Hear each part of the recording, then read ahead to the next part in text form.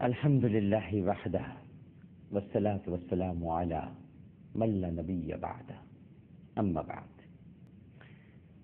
کیو ٹیلی vision دیکھنے والے تمام ہی ناظرین کو دنیا بھر میں جہاں جہاں اس وقت ہمارا یہ پروگرام دیکھا جا رہا ہے، سب کو بہت ہی خلوص اور احترام کے ساتھ عامر لیاقت حسین کا السلام علیکم۔ پروگرام ہے آئیے اپنی اصلاح کریں۔ کبھی کبھی میں سوچتا ہوں ناظرین کرام، اپنے اس پروگرام کے عنوان پر اللہ سبحانہ و تعالیٰ بھی کتنا کریم ہے۔ جب ہم یہ پروگرام کرنے جا رہے تھے تو ذہن میں کوئی نام نہیں آ رہا تھا، اچانک ہی سے نام آ گیا، آئیے اپنی اصلاح کریں۔ تو یہ ایک دعوت ہو گئی جب ہم کہتے ہیں نا کہ آئیے اپنی اصلاح کریں، تو اس کا مطلب یہ ہوتا ہے کہ اس میں دعوت دینے والا بھی شامل ہے، خالی ان سے مخاطب نہیں ہے جن کو دعوت دی جا رہی ہے۔ لیٹس پیور آور سیلوز، اس کا مطلب یہ ہے کہ ہم سب اپنے آپ کو پاک کرنا چاہتے ہیں، آئیے ہم اپنے آپ کو پاک کریں، اپنی اصلاح کریں۔ اور دعویٰ تو کوئی بھی کر سکتا ہے، کیونکہ ناظرین کرام انسان دعویٰ بڑے سے بڑا کر لے بڑا آسان ہے۔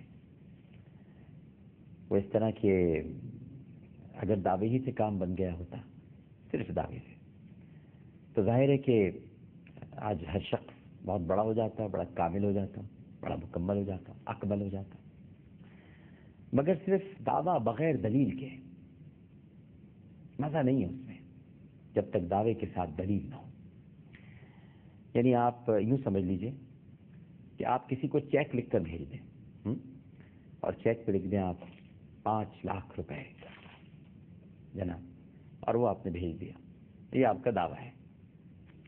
اب بینک میں پیسے ہی نہیں ہیں، یہ آپ کی دلیل ہے۔ تو ایسے دعوے کا کیا فائدہ کہ جس میں دلیل نہ ہو، لہذا وہ چیک باؤنس ہو جائے گا۔ لہذا اعمال کا چیک بھی انسان کو ایسا لکھنا چاہیے کہ جو صرف دعوے پر مبنی نہ ہو، بلکہ اعمال میں عبودیت کی ایسی چاشنی ہو، ایسی دلیل ہو کہ جب آپ قبر میں جائیں تو وہ سارے اعمال کے چیک باؤنس نہ ہو بلکہ کیش ہو جائے، اور چاروں طرف سے آپ کو یہ سزائیں آنے لگے کہ اللہ کا ایک نیک بندہ قبر میں آ گیا ہے، اس کے لیے بہشت کے دروازوں کی جانب کھڑکیاں کھول دو تاکہ وہاں سے اس کو ٹھنڈی ٹھنڈی ہوا آتی رہے۔ ناظرین کرام، حق یہ ہے کہ اگر محبت ہو تو محبت میں ہزاروں قسم کے عیب بھی خوبی بن جاتے ہیں، اور محبت کبھی بھی عیب نہیں ڈھونڈتی، محبت کو اس عیب میں بھی خوبیاں دکھائی دیتی ہیں، یہ ہے سچی محبت۔ اور اگر عداوت ہو تو ہزاروں خوبیوں میں بھی انسان اعتراض کرتا ہے۔ لوگ کہتے ہیں کہ ہمیں بڑی محبت ہے فلاں سے، یا مثال کے طور پر چلیے آپ سے مخاطب ہوں، کسی نے آپ سے کبھی کہا ہوگا آپ تو بہت ماشاءاللہ اچھے طرز عمل کا مظاہرہ کرتے ہیں، گھر میں سب کا خیال رکھتے ہیں، وقت پر سارے کام کر لیتے ہیں۔ یہ کوئی تعریف تو نہ ہوئی، یہ تو آپ کی خوبیاں بیان ہو رہی ہیں۔ مزہ تو تب ہے جب آپ کے عیبوں پر نگاہ نہ جائے اور ان میں بھی خوبیاں بیان کی جائیں۔ عیب پر نگاہ نہیں ڈالنی چاہیے بھائی، ورنہ عیب تو ڈھونڈ لینا کوئی مشکل بات ہی نہیں ہے۔ اچھے سے اچھے بات کرنے والے اور اچھے سے اچھے انسان کے اندر میں بھی نگاہ عیب ڈھونڈ لیتی ہے۔ جبھی تو اس نگاہ کو روک کے رکھا، کیوں کہا پروردگار نے کہ انسانی آنکھ میرے نور کا احاطہ نہیں کر سکتی، وہ مجھے نہیں دیکھ سکتی۔ اس کی کیا وجہ ہے؟ جبکہ آنکھ میں تو نور ہے، آنکھ میں تو نور ہی ہوتا ہے نا ناظرین۔ آنکھ میں نور ہے تو پھر وہ نور کو کیوں نہیں دیکھ سکتی؟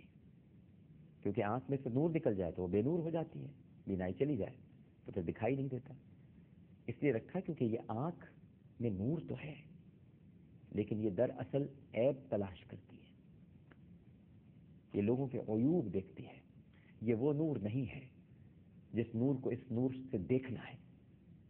وہ تو اس وقت ہوگا جب یہ دنیا فانی ختم، یہ دنیا فانی ختم ہو جائے گی، پھر وہاں پر کوئی فانی نہیں رہے گا، اور جب کوئی فانی نہیں رہے گا تو پھر جو ہمیشہ سے ہے، ہمیشہ سے تھا، ہمیشہ ہی رہے گا، پھر اس کا دیدار نصیب ہوگا۔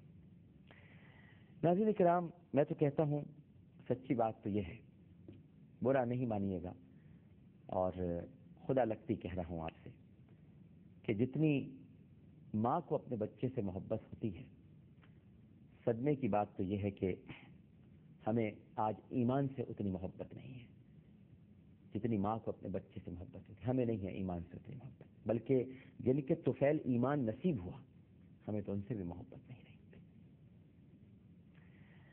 ماڈرن زمانہ ہے آج کا، جدید دور ہے، کوئی نئی چیز آ جائے تو ہاتھوں ہاتھ بکتی ہے۔ نیا متجدد اسکالر بھی بڑا چلتا ہے، ہاتھوں ہاتھ چلتا ہے جناب۔ صاحب کیا بات کی ہے انہوں نے، اس سے پہلے تو ہم نے کبھی سنی نہیں تھی، اتنی آسانی، موصوف اتنی آسانی فرما رہے ہیں۔ بھئی نئی چیز ہے، ماڈرن دور ہے تو نئی چیزیں چل جاتی ہیں، چل پڑتی ہیں۔